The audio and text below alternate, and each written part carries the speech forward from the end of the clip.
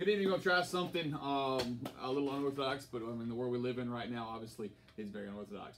Instead of trying to hold a Zoom meeting and delaying a parent meeting, what I'm doing today is I'm sending out an email that will go over what we normally do at a parent meeting. I'm going to try to go through it quickly so as to not have a long video.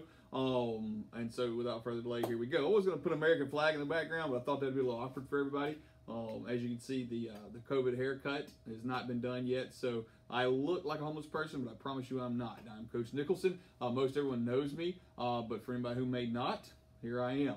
Nothing special about me, as you can tell. I'm just a football coach. But what I do have is a special staff. I'm going to tell you who all is on our staff this year. We're very fortunate that, again, I returned the same varsity staff that I had last year, minus one coach. So, of course, as I said, I'm Coach Chase Nicholson. Brad Butler, Bubba Davis, Alex Jones, Colin Johnson, and Tate Fisher. Coach Jones will move up from the junior high staff, taking the place of a coach that we lost from last year. Our junior high coaches this year, Coach Wright again, Coach David Butler, Coach Chris Chapman, Coach Austin Baines, and we've made the addition of Connor Reineke as an O-line coach, hoping to possibly add one more before the week's out. Our trainer is always David Ruffin, and our manager Harris Ruffin. If you're following, you should be following along the sheet. I forgot to mention that. On the sheet of paper I gave you, that's the itinerary. You'll see it on the attached list. Concussion test. Usually David Ruffin talks about this. If you're a varsity player, you get a free concussion test from him every other year. And what it does is actually a baseline test. In the event that you have a possible concussion, we have something to compare it to. So obviously we listen to the symptoms, we talk about those things. Those a lot of times are going to be what determines you have a concussion. But if we have other things that we can go with it, the symptoms are the thing that we can recognize because the kids will tell us. We can't always tell them if their coordination's off because they may try to hide that, and this test will help with those things. So it's a free test done every other year. So if you had it done last year, your son's not up for one this year. If he didn't have one, he'll have to have one done. Ruffin sets that up with the guys. He'll contact you through those things. He'll get your phone numbers and all that good stuff. Of course, the concussion form is attached to this as well.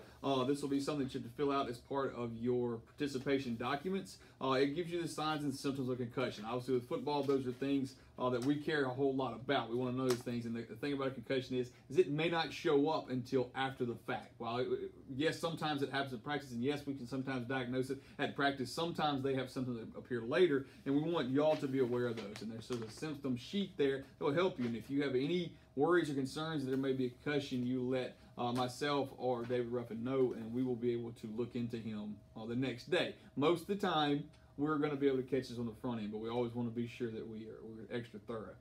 Your summer workout schedule, obviously this is all tentative right now. Okay, we are planning to get started on May 25th with workouts. Our normal start date is June 1st. There's going to be an email that comes out later, of course, that talks about that. May 25th, we're going to do varsity sports only. On June 1st, junior high will start up. So we're trying to keep it spread out at this point, trying to do our parts to do the social distancing and make sure that we are doing what's best for our athletes. So you go to the summer workout schedule. Yes, we'll start June 1st. That's our plan. Hopefully that still holds up. Everything moving forward will be that. So again, all dates on this thing are tentative at this point because we are not in control of all these dates. But if we do start on June 1st, as we plan to, what we expect from our guys is to come Monday, Tuesday, and Thursdays. Monday, varsity comes at 7 o'clock. We try to finish around 9:30, closer to 9:15. Junior high comes in at 8, finishing around 10, closer to 9:50. We always want to try to get out a little early.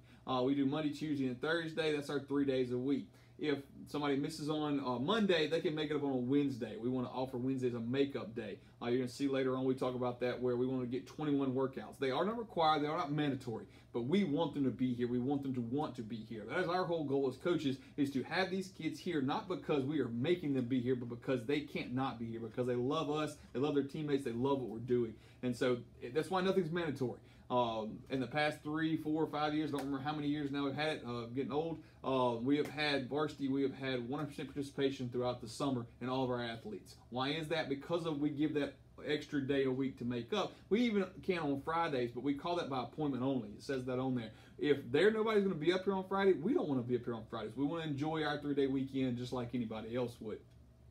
So, hopefully that makes sense. Monday, Tuesday, and Thursday are the day that everybody's going to want to be here. Makeup days are on Wednesday, Friday by appointment only, and for varsity players, there are opportunities throughout the summer to try to make up and have more days as needed. because there's a lot of things that go on. This summer, there's no telling what it's going to look like because a lot of camps and things have been canceled that typically our guys would miss for. Some are going, still ongoing, which is awesome because there's a sense of normalcy for a lot of our kids. So you see there, Monday, Tuesday, Thursday, that's our normal workout days. There's our times. Wednesday makeup days, of course, and Friday by appointment only.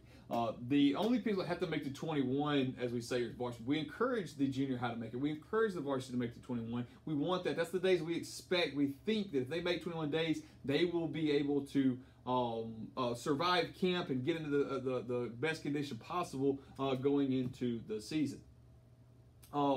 If the varsity players make the 21 workouts, we have a meal for the team for all the people that make that. Again, that's 100% participation in the past few years, and that's we want to continue to keep that up.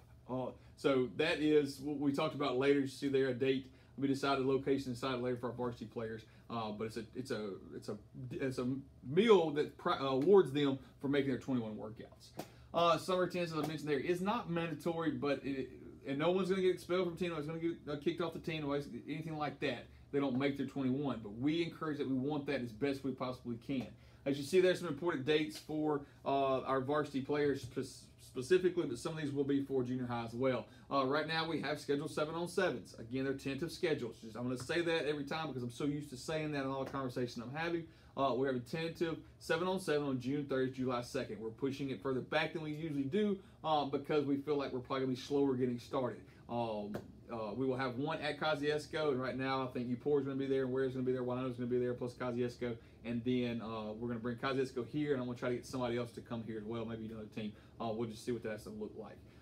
In the past 4 or 5 years, we've helped with Pine Lake All Sports Camp that they do in the summers. I don't know what their plans are for that, so I've left that on there as a TBA. We typically try to get some of our older guys to come help, gives them a chance for makeup days, gives us a chance to get out in the community and work around kids. It's a great opportunity for our guys to be in front of other kids who don't go to Starkville Academy, and some that do. The Dead Week has been put out at some point. I know a lot of people have asked about it. It's the week of July 6th to the 10th. That means there's no Starkville Academy athletics. That is a dead week. There's nothing going on. You guys get to go on vacation. I get to go on vacation. We're all out of here. On July 13th, we will have team and individual pictures, media day, the opportunity for everybody to take their team pictures, individual pictures, like good stuff for all fall sports. We will get our time slots at a later date. Usually it's 10, 11 o'clock, something like that, but we'll have to wait and see what our time slots are going to be. The team supper there, of course, we don't have a date for that yet. We'll talk about that later. On July 27th, we will start all mandatory practice again. Tentative date right now, but we're optimistic that's still going to be it. At that point, it becomes mandatory. What does that mean? You'll see in the very last section of this page that there is a expectation for attendance. Mandatory means that if you're not there, you're punished. We don't plan to kick people off team. That's not what we're trying to do. But if you're not at practice, you're going to have, I shouldn't say punch. Punch is the wrong word. There are going to be consequences for your action. We're going to have makeup work, or you're going to have to forfeit some of your playing time on Friday nights or Thursday nights. Those are expectations. And as we talk about, there are always exceptions. At funerals, I will never sit somebody or have extra makeup work for somebody who misses for a funeral. You cannot control that. However, I will do it for somebody who gets suspended, who gets expelled, who gets a detention, something not expelled because they're not coming back. Suspended or detention or something like that, who doesn't show up. Communication is the key word from your players. I always want to hear from y'all, but I want to hear from my players as well and let them have some of the responsibility of communicating with me, and they all know whether it's 7th grade or it's 12th grade, they can always come tell me anything, talk to me. Communication is vital for this thing to work the way it's been working over the past few years, and those guys have always done a great job of letting me know, Coach, I have a haircut, but I promise I'll be back. We have a doctor's appointment, I promise I'll be back. And at any point that we cannot schedule haircuts or practices during practice, that's great. Because again, that's not going to be one that they get necessarily a pass on, but they'd much rather tell me they're going to get a haircut than not tell me, if that makes any sense to you. I'll ramble on for days. Y'all figure that out if you don't already know that. The section on the second page of the parent form talks about helmets. We offer an opportunity for parents to buy helmets for their kids. If they buy a helmet in 7th grade and they play all 6 years and they stayed in that same helmet, they can keep that helmet. If it's a different helmet, they can keep that helmet. If it's a totally different helmet, because I've upgraded helmets, they can still keep the helmet that they are wearing when they graduate.